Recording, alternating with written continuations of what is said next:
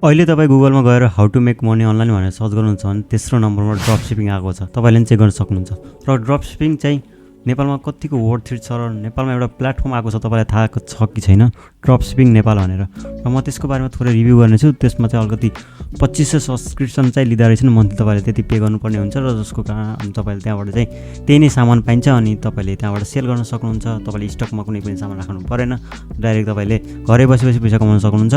जसमा अहिले तपाईँले टिकटकमा सायदै देख्नुभएको छ होला।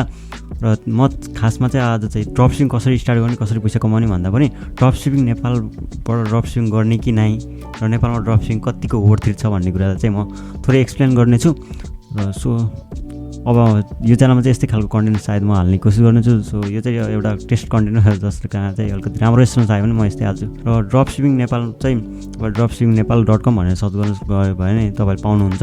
र यहाँ चाहिँ तपाईँहरूले चाहिँ एउटा एकाउन्ट बनाउनु पर्ने हुन्छ, जसमा तपाईँले चाहिँ बेसिक तपाईँको नामहरू, नम्बरहरू, इमेलहरू र सिटिजनसिपहरू पनि माग्दो रहेछ। अनि त्यसपछि तपाईँले भेरिफाई गर्दो रहेछन्। अनि त्यसपछि चाहिँ तपाईँले चाहिँ 2-3 दिनको सायद तपाईँले फ्री ट्रायल टाइपको दिन्छन्। त्यसपछि तपाईँले चाहिँ के भन्छन् प्रोडक्टहरूको प्राइस हेर्नु पाउँछ। त्यतिकै त तपाईँले लगइन त गर्न पाउनुहुन्छ। तपाईँले त्यहाँ प्राइस चाहिँ देखाउनु, प्रोडक्ट देखाउँछ जस्तो तिनीहरूले दिने प्राइसहरू चाहिँ त्यो देखाउनु क्या।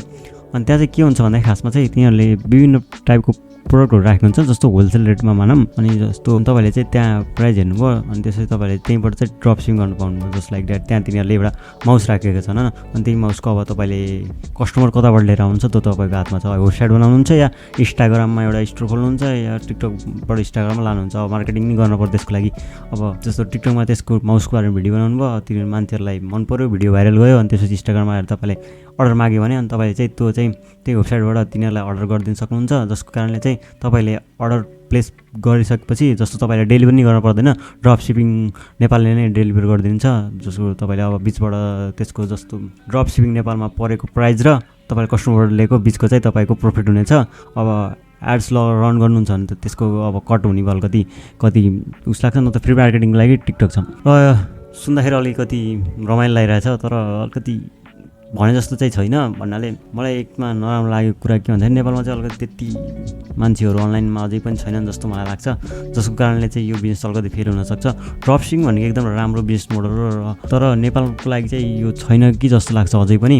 र जसमा चाहिँ अर्को चाहिँ मेन कुरा भनेको चाहिँ यहाँ दिने प्रोडक्टहरू चाहिँ एकदमै के मार्जिन कम छ। जसमा चाहिँ तिनीहरूले दिने प्रोडक्टहरू कुनै त सेम प्राइसमै दराजमै पाइन्छ। जसको कारणले अब मानौँ तपाईँले माउस 200 रुपियाँमा त्यहाँ ड्रप सिपिङ नेपालमा पाउनुभएको छ, कति बेच्नुहुन्छ? 250 त केही नभए नि बेच्नै पऱ्यो। अनि यदि सायद त्यही प्रोडक्ट दराज 210मा दिएछ भने तपाईँको के हुन्छ? मान्छेहरू त एकचोटि तपाईँको प्रोडक्ट हेरेपछि सायद दरातिर चेक गर्न लान्।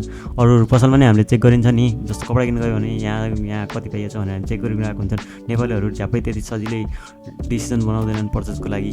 जसको कारणले अब यहाँभन्दा सस्तो पायो भने त मान्छेहरू त्यता लिन्छन्। जसको कारणले चाहिँ एक त प्रफिट मार्जिन नि कम छ अनि तपाईँको सेल हुने चान्स नि कम छ। अलिकति प्रफिट त तपाईँले जेनेरेट गर्नै पऱ्यो, किनभने तपाईँले 2500 रुपियाँ त ड्रप सिपिङ नेपाललाई नै दिन छ। मैले नि स्टार्ट गर्न खोजेको थिएँ, जसमा चाहिँ मैले चाहिँ हाई मार्जिनवाला प्रोडक्ट नै पाएन। मैले चाहिँ यस्तो रिसर्च गरिरहेको थिएँ जुन प्रोडक्ट तिनीहरूले दिइरहेछन् दराज र अरू ठाउँमा चाहिँ कतिमा बेचिरहेछन् त्यही अनुसार नै हामीले रेट पुस गर्ने। हाम्रो मन पऱ्यो त बेच्न पाउनुहुन्न। 200 रुपियाँको माउस तपाईँले नेपालमा 500 रुपियाँ त लिनु त कुरा हुँदैन। मलाई पहिलो नराम्रो कुरा लागेको चाहिँ यो यसमा चाहिँ कम मार्जिन छ। जसको कारणले चाहिँ तपाईँले एकदमै कम फाइदा जेनेरेट गर्न सक्नुहुन्छ। जसको फाइदा मध्ये सबै लगभग ड्रप सिपिङ नेपालको सब्सक्रिप्सन तिर्दैमा तपाईँ जान्छ। बाँकी तपाईँलाई किनै लिन भयो। बाँकी यिनीहरूले डेलिभरी पनि त्यहीँबाट गरिदिन्छन्। अनि डेलिभरी फेरि तपाईँले एक्स्ट्रा चार्ज नै तिर्नुपर्ने हुन्छ। अब त्यो चार्ज चाहिँ तपाईँले कस्टमरबाट लिनुहुन्छ या आफै तिर्नुहुन्छ, त्यसमा आफ्नो भर पर्छ। तर त्यहाँ डेलिभरी तपाईँले ड्रप सिपिङ नेपालबाट गराउँदाखेरि चाहिँ अरू डेलिभरी मान्छे भन्दा नि बढी चाहिँ मैले एक्सपेन्सेस देखेको छु। मैले त सब हेरेको थिएँ। 3 दिनको मलाई चाहिँ फ्री ट्रायल पाएको थियो। त्यसमा मैले सब प्रोडक्टहरू सब हेरेर भ्याएँ। त्यसपछि 3 दिनपछि तपाईँको एकाउन्ट खै के गरिदिँदो रहेछ। अहिले त मैले एकाउन्ट खोल्न नि मिल्दैन। अनि त्यस्तै हुँदो रहेछ, अलिकति फ्री ट्रायल जस्तो लिँदो रहेछ। 2500 मैले सब्सक्रिप्सन तिरेन, जसको कारणले उस भएन। अनि त्यसपछि चाहिँ त्यसैले यसमा डेलिभरी पनि अलिकति महँगो नै लाग्यो। जसको कारणले मान्छेहरू चाहिँ यताउता चेक गरेर दराजमा भन्दा महँगो पऱ्यो भने चाहिँ अलिकति नलिने कोसिस गर्छन् कि जस्तो मलाई चाहिँ लागेको छ। बाँकी चाहिँ मलाई भन्नु चाहिँ के छ भन्दाखेरि ड्रप सिपिङ भन्ने एकदमै राम्रो चिज हो। तपाईँले विदाउट इन्भेस्टमेन्ट पनि पैसा कमाउन सक्नुहुन्छ। तर ड्रप सिपिङ चाहिँ नेपालमा गर्नु त्यति वर्थ इट छैन। ड्रप सिपिङ गर्नुहोस् तर युएस यस्तो ठुलो कन्ट्रीहरूमा जहाँ पर्चेसिङ पावर अलिकति बढी होस्, $2 सामान $20 बेच्न पाइयोस्, अनि सब्सक्रिप्सन मोडल टाइपको हुँदैन, त्यहाँ डाइरेक्ट तपाईँले अलि एक्सप्रेसबाट गर्न सक्नुहुन्छ। त्यस्तो ठाउँमा चाहिँ अलिकति पर्चेसिङ पावर पनि बढी हुन्छ, जस कारण तपाईँले चाहिँ प्रफिट मार्जिन पनि बढी पाउनुहुन्छ। तर नेपालमा बेचेर चाहिँ अलिकति वर्थ इट छ जस्तो चाहिँ मलाई लागेन।